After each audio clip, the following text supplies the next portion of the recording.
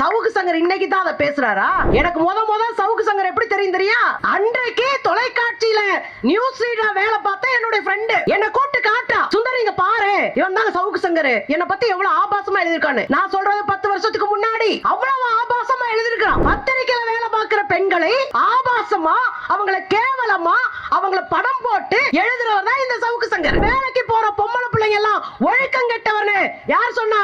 நம்ம பல்லு விளக்காத சாமியாரு சங்கராச்சாரி சொன்னாரு. வேலைக்கு போகிற பெண்கள் எல்லாம் ஒழுக்கம் கெட்டவர்கள். அப்படியாக்கா? அப்படியா நான் கேக்குறேன். தமிழ்நாட்டுல 2 அக்கா இருக்கிறாங்க. அவங்க தமிழ்நாட்டு பெண்களுக்குன்னா அப்படியே கொதிப்பாங்க. ஒண்ணு நம்ம அக்கா வானதி சீனிவாசன், இன்னொன்னு குஷ்பு. இன்னைக்கு காலையில அக்கா வந்திருக்கிறாங்க. யாரு? வானதி அக்கா வந்து சொல்றாங்க, தமிழ்நாட்டுல கருத்துரிமை பாதிக்கப்பட்டுருச்சு, கருத்துரிமை கெட்டு போச்சு, கருத்து சுதந்திரமே இல்லை. யாரு? வானதி அக்கா. கருத்து சுதந்திரத்தை பற்றி காவிகள் பேசுவதற்கு என்ன தகுதி இருக்கு? குவாலிஃபிகேஷன் பிஜேபில கைய பிடிச்சு இழுக்க தெரியுமா? தாலை அறுக்க தெரியுமா? பேங்க கொள்ளடிக்க தெரியுமா? சில கட்சிகள்ல சில பேர் அப்படி இருப்பாங்கங்க. எனக்கு தெரிஞ்சு இந்தியாவுல இது ஊர வீட்டுக்கு நாட்டுக்கு கேடுன்னு சொல்ற அத்தனை சில்லறைகளையும் மொத்தமா திரட்டி ஒரு கட்சி வச்சிருக்குன்னா அது ஆர்எஸ்எஸ், பிஜேபி, சங்க பரிவார் கும்பல். அக்கா வந்து கருத்து சுதந்திரத்தை பத்தி பேசுறாங்க. எம்பி எலெக்ஷனுக்கு அப்புறம் ரெஸ்ட் எடுத்துட்டு இருந்தாராம் எடப்பாடியார். அவர் வந்து அறிக்கை வெளியிடுறாரு. என்னையா அறிக்கைன்னு பார்த்தா, எப்படி நீங்கள் சவுக்கு சங்கரை கைது செய்யலாம்? யோ, நீங்கெல்லாம் தூங்கிட்டீங்களா? இல்ல ஏரியாக்குள்ளே இல்லையா? அதனால போற வர பொம்பளை பிள்ளைகளை பூரா அசிங்கப்படுத்திட்டு இருக்கிறாரு. அதனால புடிச்சு உட்கார வச்சுட்டு நீங்க அவருக்கு சுதந்திர, அவர் உரிமைக்காக போராடுறீங்களோ? புலனாய்வு புலிக்கு இது புதுசு கிடையாது. இதெல்லாம் வெளியவே வரக்கூடாது, குண்டர் சட்டத்துல உள்ள போட்டணும். ஏராளமான சட்டத்திற்கு புறம்பான அத்தனை நடவடிக்கைகள் வச்சிருக்காப்ல. இவரை தள்ளி உள்ள அடிக்கிற அடியில பொது சமூக வெளியில சமூக செயல்பாடுகள்ல யாருமே ஆண்கள் பெண்களை குறித்து பேசுவதற்கு அச்சப்பட வேண்டும். மானமும் அறிவும் மனிதனுக்கு அழகு என்று சொன்ன தந்தை பெரியாரையும், ஆண்மை ஒழிய வேண்டும் நான் சொல்லல, பெரியார் சொன்னார். ஏன் சொன்னாரு? இந்த ஆம்பளத்தனம்ன்ற ஒண்ணுதான் அடுத்த வீட்டு பெட்ரூமை எட்டி பார்க்க சொல்லிக்கிட்டே இருக்குமா. இப்ப சவுக்கு சங்கர் அதைத்தான் செஞ்சிருக்கிறார். பெரியார் அன்னைக்கே சொல்லிட்டாங்க, ஏராளமான சில்லறைகள் வருவார்கள், அவர்கள் எல்லாம் செதுக்கி ஓரங்கட்டணும்னா ஆண்மை ஒழிய வேண்டும் என்றார். டாக்டர் அம்பேத்கர் என்ன சொன்னாரு? ஒடுக்கப்பட்டோர் விடுதலை சாத்தியப்பட வேண்டும் என்றால் பெண்களுக்கு விடுதலை வேண்டும், தொழிலாளர் விடுதலை சாத்தியப்பட வேண்டும் என்றால் பெண்களுக்கு விடுதலை வேண்டும் என்று லெனின் சொன்னார். ஆக பெண் விடுதலை தான் இந்த சமூகத்தின் விடுதலை என்பதுல ரொம்ப தெளிவா இருக்கிறாங்க. இங்க அதை மெய்ப்பிக்கின்ற வகையில அருமை தோழர் ஹசீனா, உங்கள் மகளிர் காங்கிரசினுடைய தலைமை பொறுப்பை ஏற்ற உடனே முதல் அடியா ஒரு ஆளை முடிச்சு விட்டுலாம் அப்படின்னு இங்க ஒரு ஆர்ப்பாட்டத்தை ஏற்பாடு செய்திருக்கிறார்கள். இவ்வளவு வெயில்லையும் வெளியே போனா உங்களுக்கு ஹீட் ஸ்ட்ரோக் வரும் அப்படின்னு அரசாங்கமே பயந்துட்டு இருக்கு. வெயில்ல போனா ஜன்னி மாதிரி வந்துடும் வெப்பத்துல. இது அரசாங்கம் சொல்லுது, எங்களுக்கு ஜன்னி வந்தாலும் பரவாயில்ல, சிலருக்கு ஜன்னி வர வைக்க வேண்டிய பொறுப்பு எங்களுக்கு இருக்கு அப்படின்றதுக்காக இங்க வந்து ஒரு சகோதரிகளுடைய பெரும்படை உட்கார்ந்து இருக்கு. அதுல தமிழ்நாட்டுல 2 அக்கா இருக்கிறாங்க. அவங்க தமிழ்நாட்டு பெண்களுக்குன்னா அப்படியே கொதிப்பாங்க. ஒண்ணு நம்ம அக்கா வானதி சீனிவாசன், இன்னொன்னு குஷ்பு. எங்க இருக்காங்கன்னே தெரியல. இந்த பிரிஜுவல் ரேவண்ணான்னு ஒருத்தர் சிக்கினாரு காங்கிரஸ் கிட்ட. இங்க பக்கத்துல கர்நாடக மாநிலத்துல 300 பெண்களை பாலியல் வல்லுறவு செஞ்சு 3000 வீடியோ எடுத்து அசிங்கப்பட்டு நிக்கிறாப்ல. அங்க ஒரு பிஜேபி கூட்டணியில இருக்கிற ஒரு கட்சிக்காரன். நம்ம அக்கா வானதி வாயத்திறப்பாங்கன்னு பார்த்தா ஆள் அட்ரஸே இல்ல. வானதியை காணவில்லை கொட்டளத்துல போடுற மாதிரி ஆளு எஸ்கேப். குஷ்பு அக்கா அதுவும் இல்ல. இன்னைக்கு காலையில அக்கா வந்திருக்கிறாங்க. யாரு? வானதி அக்கா வந்து சொல்றாங்க, தமிழ்நாட்டுல கருத்துரிமை பாதிக்கப்பட்டுருச்சு, கருத்துரிமை கெட்டு போச்சு, கருத்து சுதந்திரமே இல்லை. யாரு? வானதி அக்கா. கருத்து சுதந்திரம் பற்றி காவிகள் பேசலாமா? கருத்து சுதந்திரத்தை பற்றி காவிகள் பேசுவதற்கு என்ன தகுதி இருக்கு? நான் கேக்குறேங்க. இந்த நாட்டில் போராடுகிற அத்தனை பேரையும் பிடிச்சு உள்ள தெளிச்சே பிஜேபி. அங்க கருத்து சுதந்திரம் இல்லையா? பத்திரிகையாளர்களை ஒடுக்கி 3 வருஷமா ஜெயில போட்டு வச்சிருக்கேன். அதுக்கு பேர் என்ன? அதுலயும் வானதியை காட்ட நான் ஒரு ரொம்ப ரகசியமா ஒரு கேள்வி கேட்கணும். இந்த பக்கத்துல தானே உங்களுக்கு திருவள்ளூர் டிஸ்ட்ரிக்ட், அதுல ஒரு எம்பியா ஒருத்தர நிப்பாட்டினார். அந்த ஆளு பேரு செல்வம் கணபதி, செல்வ கணபதி. செல்வ கணபதின்னு ஒரு அண்ணன் சொன்னா நம்மள ஒரு மாதிரி பார்ப்பாங்களோ. சரி, செல்வ கணபதின்னு ஒரு ஆளு. அந்த ஆள் என்ன பண்றாருன்னா எம்பியா கேண்டிடேட்டா நிப்பாட்டி இருக்கிறாங்க. சரி, பயங்கரமான எம்பினா சசிகலா புஷ்பான்னு ஒரு அக்கா மேடையில் நின்று போராட்டம் பண்ணிட்டு இருக்கு, சேலையை பிடிச்சி பின்னாடி இழுத்துக்கிட்டு இருக்காரு. இவருக்கு தான் சீட்டு குவாலிஃபிகேஷனே பிஜேபியில கையை பிடிச்சி இழுக்க தெரியுமா, தாலை அறுக்க தெரியுமா, பேங்க கொள்ளடிக்க தெரியுமா, பூட்டை உடைக்க தெரியுமா? சில கட்சிகள்ல சில பேர் அப்படி இருப்பாங்கங்க. எனக்கு தெரிஞ்சு இந்தியாவில மொத்த பேரை சலிச்சு சல்லடையா இருந்து இது ஊரா வீட்டுக்கும் நாட்டுக்கும் கேடுன்னு சொல்ற அத்தனை சில்லறைகளையும் மொத்தமா திரட்டி ஒரு கட்சி வச்சிருக்குன்னா அது RSS, பிஜேபி, சங்க பரிவார் கும்பல். அக்கா வந்து கருத்து சுதந்திரத்தை பத்தி பேசுறாங்க. எங்களுக்கு கருத்து தெரியாது பாருங்க. நான் கேக்குறேன், கருத்துனா என்னங்க? கருத்து சுதந்திரம்னா என்ன? ஒரு தவறை தட்டி கேளுங்க. ஒரு அரசு தவறு செஞ்சா தட்டி கேளுங்க. நாங்க மோடி செஞ்சா தட்டி கேக்குறோம்ல. கோ பேக் மோடின்னு ஏன் சொல்றோம்? எங்களுக்கு கண்ட மாதிரி திட்ட தெரியாதா? நாகரிகமா ஒரு நாட்டினுடைய பிரைம் மினிஸ்டர் எங்க ஊருக்குள்ள விடாம எப்படி அடிச்சு துரத்தணும்னு எங்களுக்கு தெரியும். நாங்க கருத்துரிமையா போராடுறோம். யாராவது தவறு செஞ்சா தட்டி கேட்கிறோம். சட்ட ரீதியா நமக்கு கிடைச்சிருக்கிற மிகப்பெரிய ஒரு உரிமை இந்த களத்துல வந்து நின்று போராடுவது இல்லையா? இதெல்லாம் தான் கருத்துரிமை. இதுக்காக பேசினா அதுக்கு பேரு கருத்துரிமை. நேர்மையாக மக்களுக்காக பேசினா அதுக்கு பேரு கருத்துரிமை. நீ வீட்டுல திண்ணையில உட்காந்துக்கிட்டு புரணி பேசிக்கிட்டு இருக்க, உன் புரணிக்கு கருத்துரிமைன்னு வேற பேர் வைக்க சொன்னீங்கன்னா அதுக்கு வேணா நம்ம அக்கா தமிழிசை அக்கா, நம்ம அக்கா வானதி அக்காவுக்கு அது கருத்துரிமையா இருக்கும். ஆனால் நமக்கு அதை போல ஒரு கேடுகட்டத்தனம் உலகத்துல இல்லை என்று சொல்லணும். வெளியே வந்து போராடணும், அவங்களுக்கு எதிராக நிக்கணும். அதுல எம்பி எலெக்ஷனுக்கு அப்புறம் ரெஸ்ட் எடுத்துட்டு இருந்தாராம் எடப்பாடியார். அவர் வந்து அறிக்கை வெளியிடுறாரு. என்னையா அறிக்கைன்னு பார்த்தா, எப்படி நீங்கள் சவுக்கு சங்கரை கைது செய்யலாம்? யோ, நீங்கெல்லாம் தூங்கிட்டீங்களா? இல்ல ஏரியாக்குள்ளே இல்லையா? அதனால போற வர பொம்பளை பிள்ளைகளை பூரா அசிங்கப்படுத்திட்டு இருக்கிறாரு. அதனால பிடிச்சி உட்கார வச்சுட்டு நீங்க அவருக்கு சுதந்திர அவர் உரிமைக்காக போராடுறீங்களோ? நான் கேட்கிறேன், ஆராசா அவர்கள் ஒரு வார்த்தையை சொல்லிட்டாரு சட்டமன்ற பரப்புரையில. அவர் ஒரு வார்த்தை சொன்னாரு, எங்க அம்மாவை இழிவுபடுத்திட்டாரு. கவலைப்பட்ட போது கூட நாங்க ஆராசா கிட்ட சொன்னோம், தோழர் நீங்க பேசுறது தவறு, இப்படியான வார்த்தையை விட்டுருக்க கூடாதுன்னு சொன்னோம். அதுதான் நமக்கு இருக்கிற நேர்மை. ஆனா ஊராளுக்கு வந்தா ரத்தம் தக்காளி சட்னி, எனக்கு வந்தா ரத்தம் நம்ம அண்ணன் எடப்பாடியார். அவரு சவுக்கு சங்கர் நேர்மையானவர். நான் இந்த ஆர்ப்பாட்டத்துக்கு வந்ததனுடைய முக்கியமான நோக்கம், தொடர் ஹசீனா அழைத்தது ஒன்று, இன்னொன்று பல பேரு சவுக்கு சங்கர் போன்ற சில்லறைகளை நேர்மையானவர்கள் என்று நம்பிக்கொண்டிருக்கிறீர்கள். இத பார்க்கிற ஆயிரக்கணக்கான மக்களோடு நான் கேள்வியை முன்வைக்கிறேன். சவுக்கு சங்கர் ஒரு புலனாய்வாளர், சவுக்கு சங்கர் ஒரு அரசியல் அறிஞர், சவுக்கு சங்கர் ஒரு பத்திரிகையாளர். இந்த கேடுகட்ட தளத்தை செய்யக்கூடியவருக்கு இத்தனை அடைமொழி. நான் மக்களுக்காக பேசுறேன். சவுக்கு சங்கருக்கெல்லாம் சீனே கிடையாது, அவெல்லாம் அவ்வளவு பெரிய ஆளே கிடையாது. அதெல்லாம் அப்படி நொட்டாலையில தட்டிட்டு போகணும். ஆனால் நாம பேச வேண்டியது மக்களுக்காக, என் சகோதரிகளுக்காக. சவுக்கு சங்கர் இன்னைக்கு தான் அதை பேசுறாரா?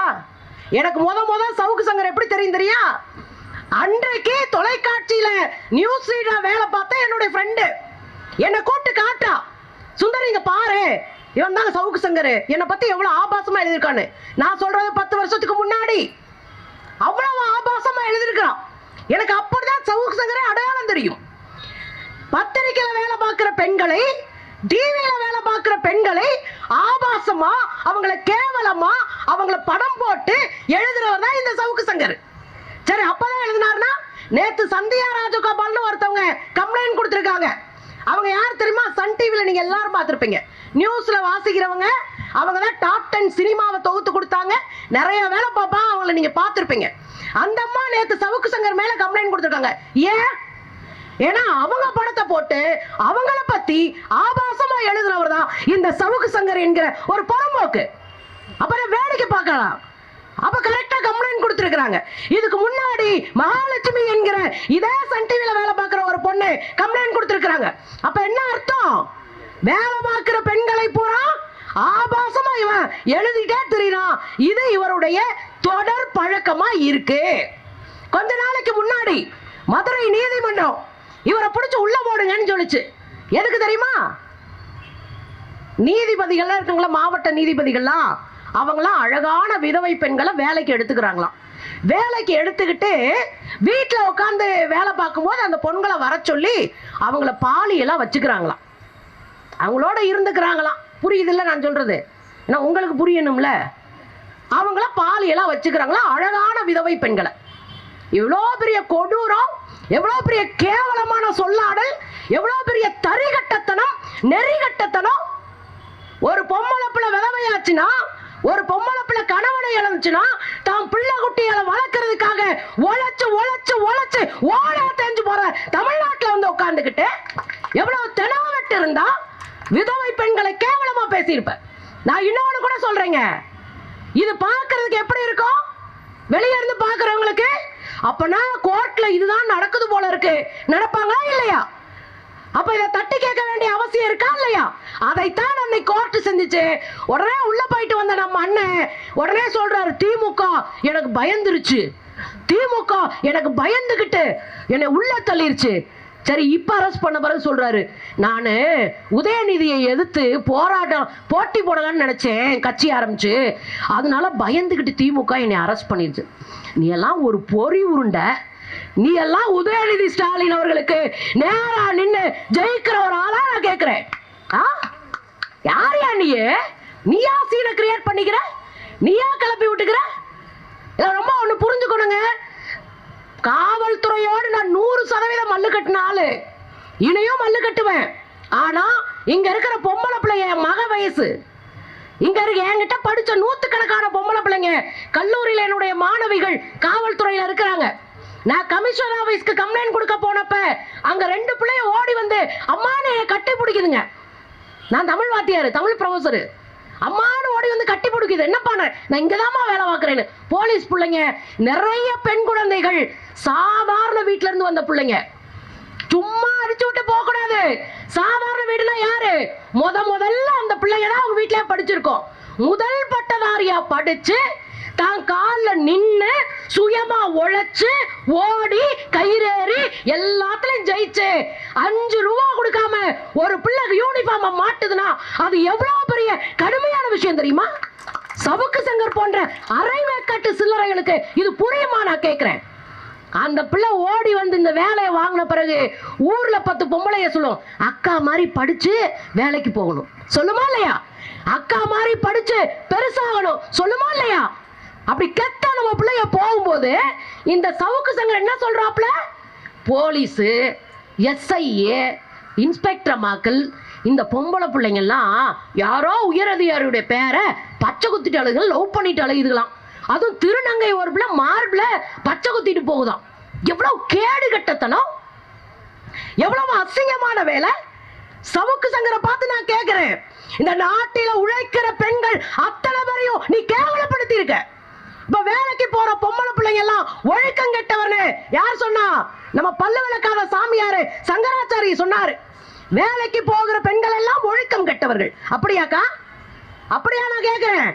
காலையில எந்திரிச்சு கூட தூக்கிட்டு போற பெண்ணா இருக்கட்டும், காலையில எந்திரிச்சு அவசர அவசரமா டிபன் பாக்ஸ்ல சோத்த போட்டுக்கிட்டு ட்ரெயினை பிடிச்சு ஓடுற பெண்ணா இருக்கட்டும், நம்ம அரசு கொடுத்திருக்கிற கட்டணம் இல்லா பேருந்துல ஏறி பொண்ணா இருக்கட்டும், நாக்காத தூரம் ஓடி போய் 5 ரூபா 10 ரூபா சேர்த்துட்டு வரலையா நம்ம?